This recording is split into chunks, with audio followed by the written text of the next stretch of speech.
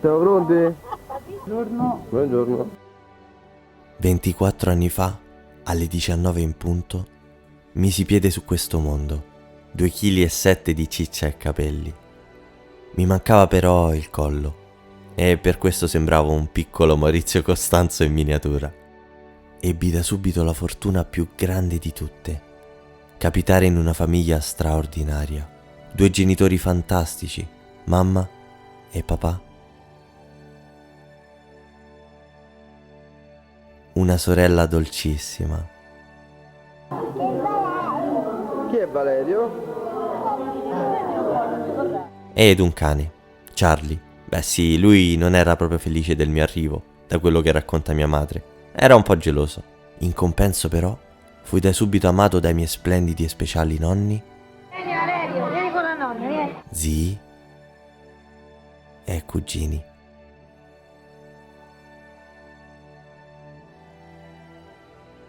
La famiglia, meravigliosa gioia e certezza della mia esistenza.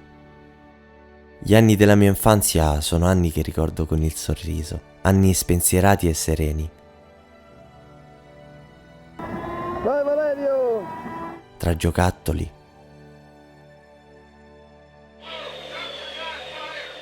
feste di compleanno e tanto amore da parte di amici e parenti. Ricordo però ancora i fiumi di lacrime che versavo ogni mattina prima di andare a scuola. Stiamo andando a scuola. Valerio è contento? Sì. Qui ancora non ero consapevole di quanto avrei odiato la scuola in futuro. Quel posto ammuffito mi angosciava e volevo passarci in meno tempo possibile, ma allo stesso tempo non avrei mai immaginato che l'asilo mi avrebbe regalato ricordi meravigliosi e che mi avrebbe fatto incontrare quello che tutt'oggi, dopo ben 20 anni, è ancora il mio migliore amico e compagno di malefatte, Catello. Dalle elementari alle medie, anni che ho vissuto con la gioia e la serenità che auguro ad ogni bambino. Anni costellati da viaggi in giro per il mondo, anni vissuti affacciato al finestrino di un aereo, grazie a mio padre, che fin da quando ero in fasce mi ha permesso di viaggiare, esplorare e conoscere nuove realtà. Io sono in Tunisia, sono a Gerba. Quella foto alla lingua araba. Aspetto! Aspetto. Ed esattamente durante uno di quei viaggi, nonostante avessi solo 2 anni, riuscii a conquistare una bimba tedesca più grande di me. Ah, il fascino italiano. Vabbè, ma questa è un'altra storia. Ve la racconto un'altra volta se vi va. Poi gli anni del liceo, le giornate spensierate con gli amici, i viaggi insieme, i primi amori e le relative prime delusioni, i primi brufoli e la pubertà, che mi colpì particolarmente forte, devo dire. Anni quelli in cui scoprì anche le mie più grandi passioni, la musica,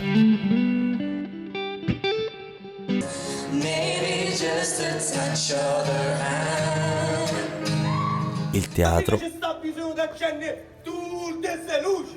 Spegnete! la radio. Buongiorno ragazzuoli, sono le 12, io sono Valerio Vincenzo Coronella e siamo su radiospeaker.it. Ma soprattutto la fotografia e il videomaking. Da quando acquistai la mia prima macchinetta fotografica a soli 14 anni, non c'è stato giorno in cui io sia uscito di casa senza. La fotocamera, mia inseparabile compagna di vita fino ad oggi. Sono sempre stato terribilmente affascinato dall'idea di poter catturare i momenti per sempre. Ma quelli dell'adolescenza furono anche anni difficili, anni in cui iniziai a sentirmi fuori posto, soffocato ed infelice della città in cui vivevo ed in particolare della scuola che frequentavo, il liceo classico. Il 4º anno di superiori, quell'insoddisfazione era ormai arrivata al culmine e dopo aver visto il film che mi ha letteralmente cambiato la vita, Into the Wild, decisi di lanciarmi nel vuoto ed andare alla ricerca della felicità, vivendo l'esperienza più straordinaria della mia esistenza. 6 mesi negli Stati Uniti come exchange student. Per tutto il tempo nella mia testa riecheggiava la frase: Capisci, l'essenza dello spirito dell'uomo sta nelle nuove esperienze. Nonostante le pressioni e i contrasti con alcuni professori, me ne fregai. Decisi per la prima volta di ascoltare solo e soltanto il mio cuore e di fottermene di quello che pensavano gli altri. Ed è così che contro tutto e tutti mi ritrovai solo, a 17 anni, con una valigia più grande di me, su un aereo diretto dall'altra parte del mondo. Fu proprio in quei mesi che capii molto della mia vita e di cosa significasse davvero la parola libertà. Una volta tornato però, sembrava come se il tempo si fosse fermato.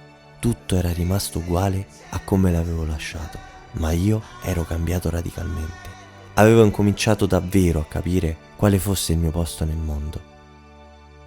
Dopo il diploma mi ritrovai tra i banchi universitari italiani, a Roma nello specifico. 3 anni di sacrifici e momenti di sconforto, ma anche di soddisfazioni e momenti emozionanti.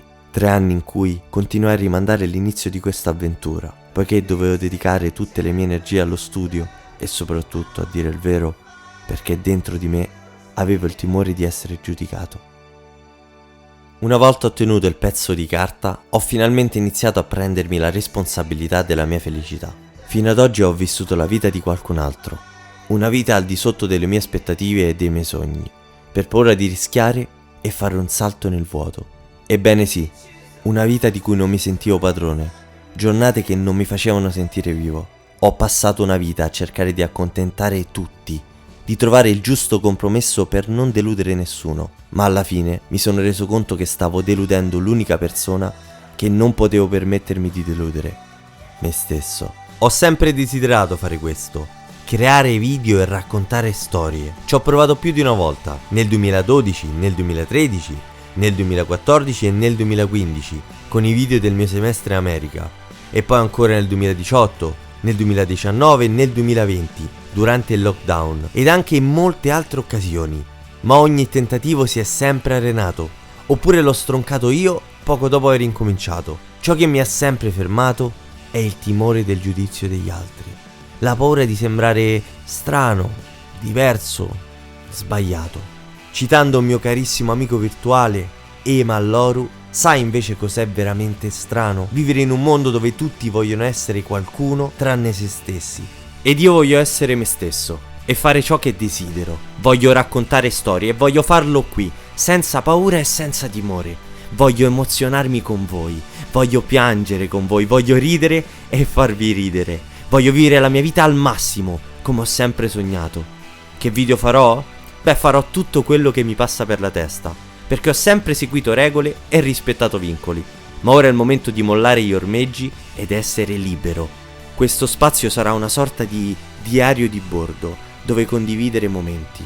A dire il vero c'è una regola, una sola: vivere. Ed eccomi qui ora a guardare il mare e pensare a quanto sia bella la consapevolezza di star percorrendo una strada che sento mia, quanto sia bello sentirsi padroni e non prigionieri della propria vita. Ho voglia di collezionare ricordi ed esperienze, non cose.